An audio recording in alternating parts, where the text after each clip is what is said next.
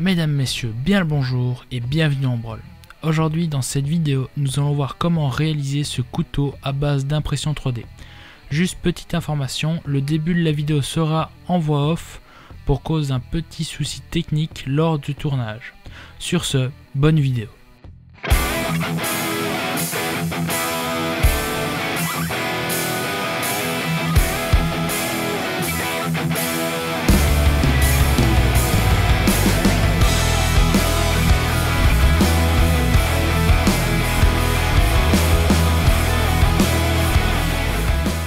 Donc voilà, comme dit précédemment, pour réaliser ce couteau à base d'impression 3D, donc je vais prendre mon gabarit et je vais tracer son contour sur une plaque d'acier XC75, donc acier de coutellerie, donc qui est plus facile à usiner tant qu'il n'est pas trempé. Donc pour tracer le contour, rien de plus simple, un petit marqueur indélébile et c'est parti.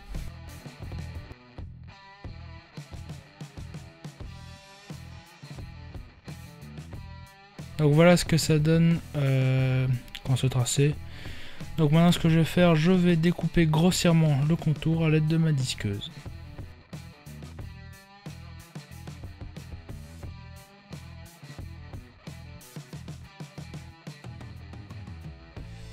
Donc pour découper la plaque, je vais utiliser un disque quand même assez fin pour ne pas découper trop de matière et pour économiser un peu mon acier.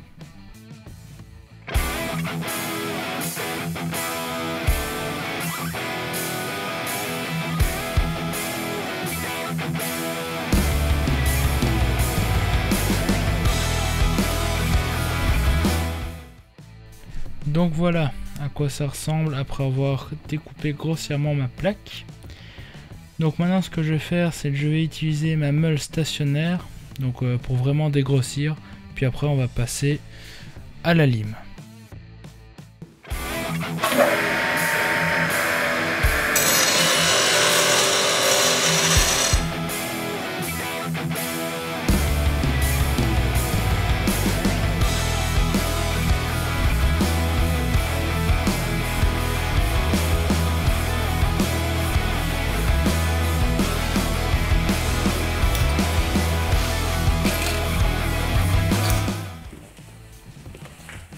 Donc voilà, après avoir usiné en gros sur la meule stationnaire, je vais passer à la lime. Ça va être un peu plus long, mais au moins j'aurai un couteau qui sera vraiment très propre. Donc je vais prendre quelques heures et limer.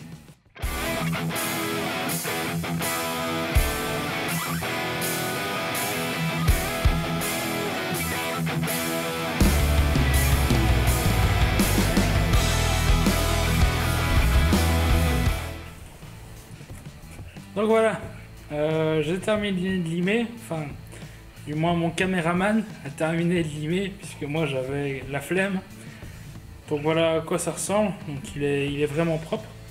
Quand on regarde par rapport au gabarit, donc à quelques petits détails près, hein, on n'est pas des machines, c'est quand même nickel. Donc après maintenant ce que je vais faire c'est je vais forer les trous, donc on va avoir 4 trous à forer. Donc il y aura les deux premiers trous qui vont servir à fixer donc les manches avec des, on va dire des rivets, mais c'est plutôt des vis. Vous verrez ça après. Donc on va forer donc 2 trous pour ces vis là et puis 2 trous pour cet outil là qui va me permettre de tenir la lame à peu près 89 degrés des poussières, donc pour pouvoir faire le tranchant. Et ensuite, il n'y aura plus qu'à tremper la lame, donc avec la forge et tout ça, hein, on va faire tout cramer. Donc maintenant, je fore les trous et on se retrouve juste après.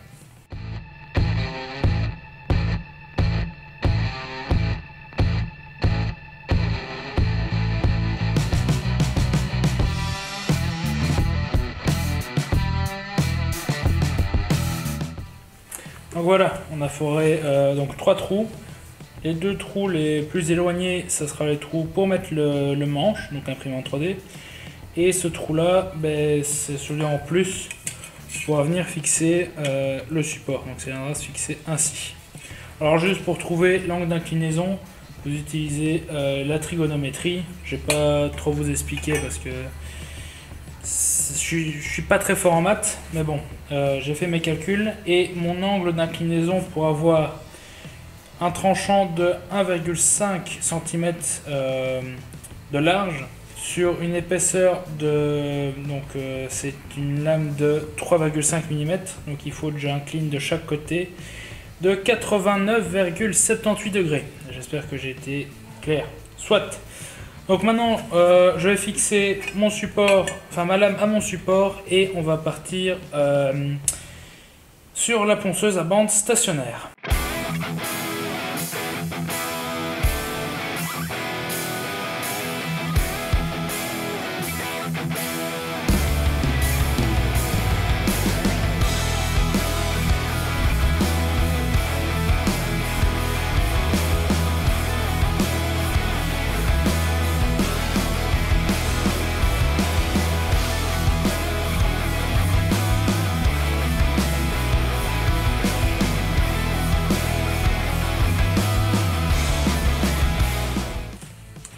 Bon ben voilà, on a passé combien d'heures on attend sur le 10 heures.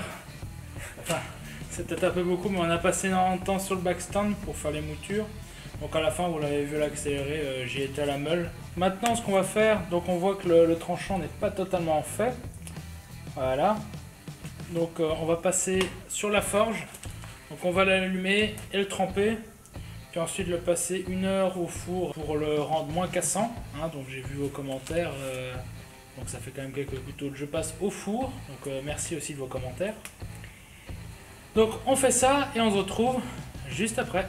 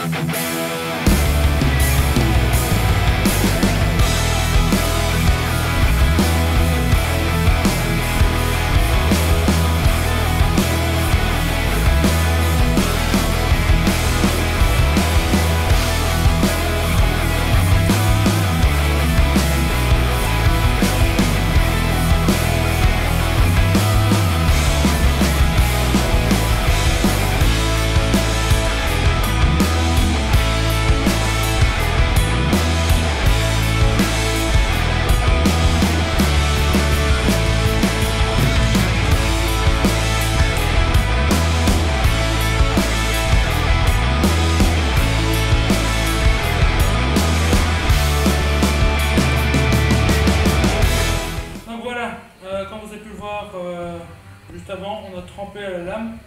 Donc le petit carré que j'ai mis dans le feu, ça sert simplement à éviter d'avoir du bruit de force sur la lame. Maintenant, ce qu'on va faire, on va la mettre à peu près 1 heure à 180 degrés, peut-être même plus, à voir, pour la faire chauffer. Ensuite, on va la laisser refroidir tout doucement pour qu'elle soit moins dure et moins cassante.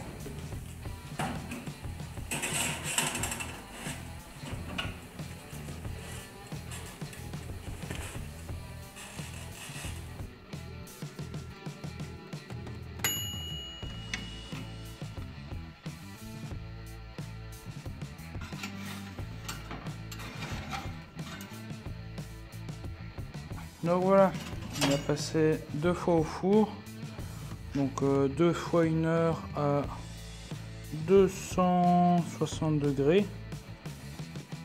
Donc là, j'ai laissé refroidir, donc il est moins cassant, il est toujours dur, donc trempé, mais moins cassant avec cette étape-là. Donc maintenant, ce que je vais faire, je vais finir les moutures, donc le tranchant.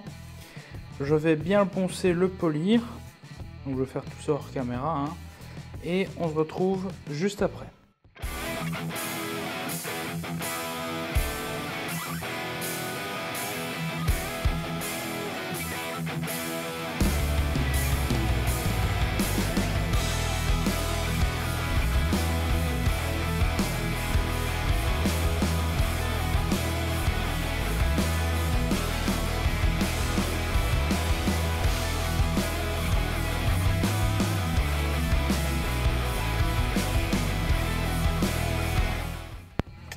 Donc voilà, j'ai fini de poncer et de polir. Donc comme d'habitude, hein, avec tous mes couteaux, le résultat est pas mal, mais il peut être mieux. J'ai pas un matériel exceptionnel pour le polissage, mais le résultat est pas trop mal. Donc j'ai refait les moutures, donc là il est déjà un peu plus taillant, mais il n'est pas encore totalement terminé, il faut vraiment l'aiguiser après. Alors maintenant ce que je vais faire, donc mon couteau j'aimerais bien qu'il ait une teinte spéciale, donc je vais faire un traitement thermique, donc avec mon même four. Donc ce que j'ai c'est ceci, donc c'est simplement la température du métal selon la couleur. Donc bien sûr ça on va pas regarder parce que mon four n'atteint pas ces températures là, et mon four peut atteindre 240 degrés. Alors on va voir un peu, donc ça sera à peu près dans ces tons là. J'aurais préféré un peu plus bleu, mais ça va être pas mal. Donc je vais essayer de le mettre quand même quelques heures pour que la lame ait le temps de prendre toute la couleur. Et donc je fais ça et on se retrouve juste après pour voir le résultat.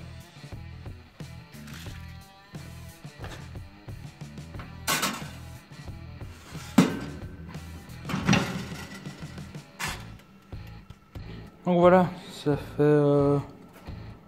à peu près 1h20 que j'attends.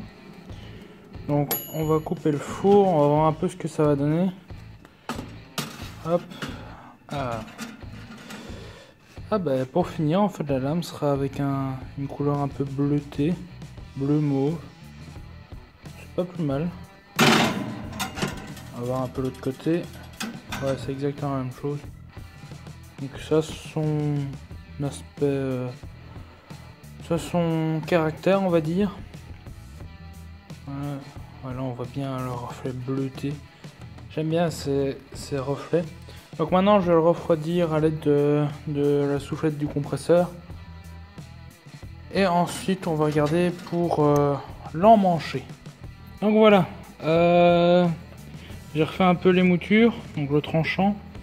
On voit j'ai reponcé, donc ce qui est vraiment la partie tranchant du couteau est toujours couleur acier, et le reste est de la couleur un peu bleu, brun, enfin il y a plein de nuances de couleurs dans le couteau selon la luminosité et l'angle qu'on le regarde. Donc pour les manches, donc c'est un couteau avec de l'impression 3D, donc les manches ont été imprimées en filament bois.